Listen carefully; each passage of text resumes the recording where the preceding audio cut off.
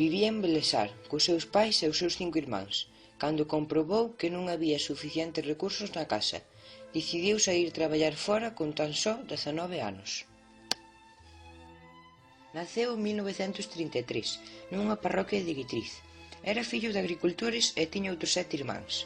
Sendo nenos tiñan que ir á escola e axudar aos pais nas tareas do campo. Casouse cunha moza do pobo e como na casa había moita xente, aconsexado por uns veciños decidiron marcharse a Bilbao.